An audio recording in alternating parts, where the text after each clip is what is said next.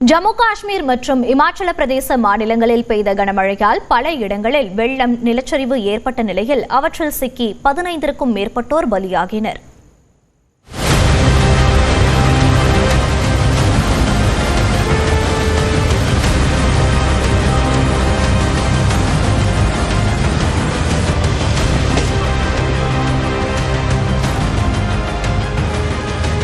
இயற்கை எழில் கொஞ்சம் ஜம்மு காஷ்மீரில் மேக வெடிப்பு காரணமாக கொட்டி தீர்த்த மழையால் பல பகுதிகள் ஆறாக மாறின.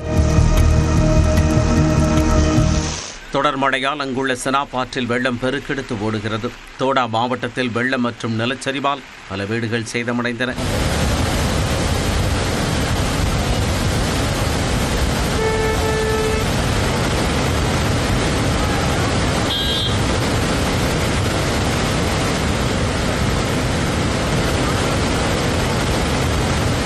நாட்டின் பல்வேறு பகுதிகளில் இருந்து அத்வாரியில் உள்ள வைஷ்ணவா தேவி கோவிலுக்கு பக்தர்கள் செல்லும் வழியில் உணவருந்தும் இடத்தில் ஏற்பட்ட நிலச்சரிவில் சிக்கி 15க்கும் மேற்பட்டோர் உயிரிழந்தனர். பலர் படுகாயமடைந்தனர்.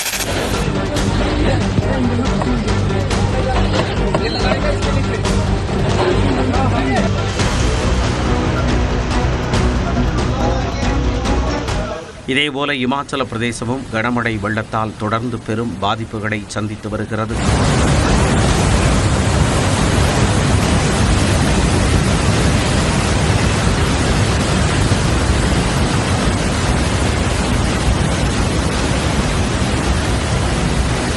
அந்த மாநிலத்தில் தொடர்ந்து ஒரு வார காலமாக கனமழை பெய்து வருகிறது.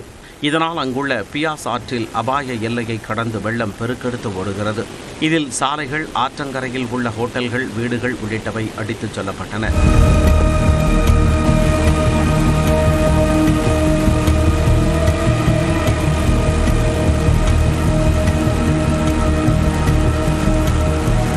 குலு மணாலிக்கு அருகே உள்ள பட்லிகுகால் பகுதியில் இருக்கும் மீன் பண்ணைக்குள் வெள்ளம் புகுந்து கடல் போல காட்சியளித்தது.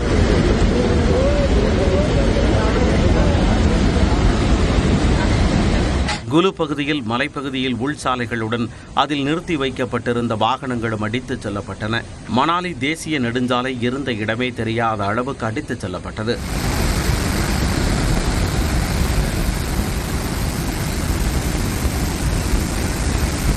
அருணாச்சல பிரதேசத்தின் ட்ராங் தவாங் மலைப்பாதையில் திடீரென நிலச்சரிவு ஏற்பட்ட நிலையில் பாறைகள் உருண்டு சுற்றுலா வாகனங்கள் மீது விழுந்தன.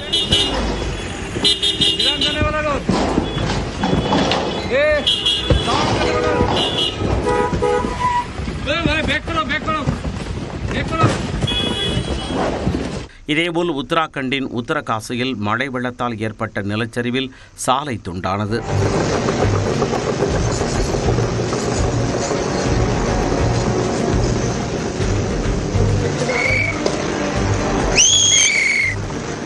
ஹர்சில் பள்ளத்தாக்கு நோக்கி செல்லும் சாலையில் நிலச்சரிவு ஏற்பட்டு பாறைகள் சரிந்து விழுந்தன.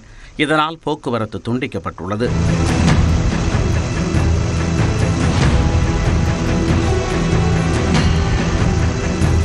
கனமழையால் வட மாநிலங்கள் பெரும் சேதத்தை சந்தித்துள்ள நிலையில் வரும் நாட்களில் கனமழை தொடரும் என வானிலை ஆய்வு மையம் தெரிவித்துள்ளது.